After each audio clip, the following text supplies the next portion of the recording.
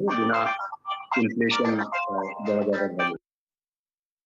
नीलकंठ जी, अगर इसको मैं कंसीडर भी कर लूं कि तमाम हेडविंड्स के बावजूद ग्रोथ आ जाएगी और इन्फ्लेशन के जो प्रोजेक्शंस हैं वो सही हो जाएंगे, तब भी इतने बड़े तूफान के बीच में भारतीय बाजार खास तौर पे आप देखिए तो ईयर टू ईयर उतना ज़्यादा करेक्ट नहीं हुआ एज़ कम्पेयर टू यूएस।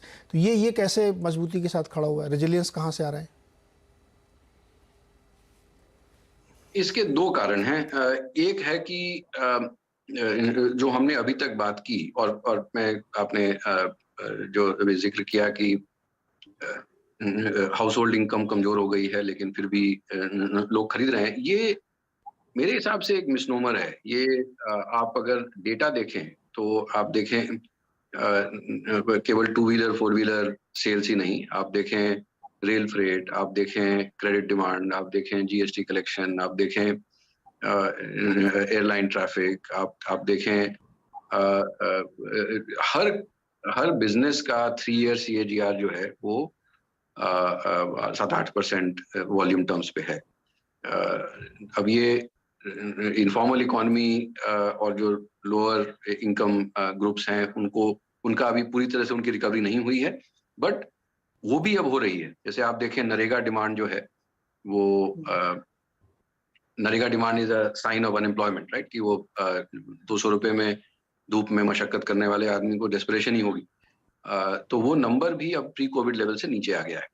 तो 6-8 महीने में उनकी बैलेंस शीट भी इंप्रूव होने लगेगी, वो भी खरीदना शुरू करेंगे। सो मेरे हिसाब से ऐसी कोई स्ट्रक्चरल इम्पेडिमेंट्स हमारी इकोनॉमी में नहीं है। Domestic plumbing into equity markets improve हो गई है। तो इसका कहने का मतलब है कि सेविंग्स का एक पूल है, वो किधर जाएगा वो पाइप पे डिपेंड करता है। तो हालत ये हो गई है कि जो हमारे गवर्नमेंट बॉन्ड्स हैं, जीसेक्स हैं, वो अभी हमारे इक्विटीज से सस्ते हैं।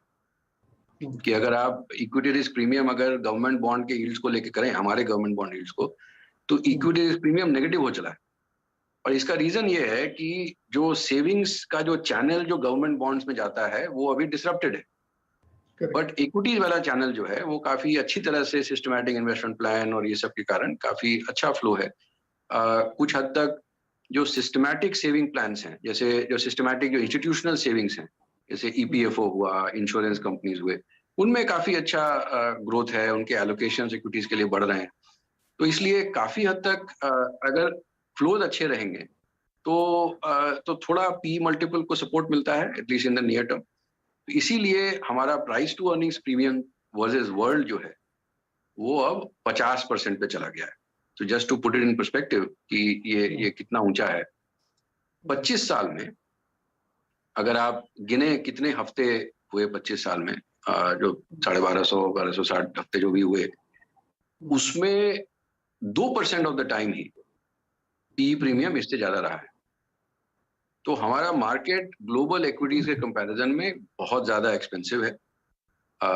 तो एंड मेरे हिसाब से वो जो फ्यूचर ग्रोथ की एक्साइटमेंट है, जो मेरे ख्याल से पूरी तरह जस्टिफाइड है, उसको वो कुछ हद तक प्राइस इन कर रहा है। तो मेरा मेरा ये मानना है और मेरा एक्सपेक्टेशन है कि मार्केट वहीं पे टाइम करेक्ट करेगा, क्योंकि अर्निंग्स ग्रोथ अच्छी रहेंगी।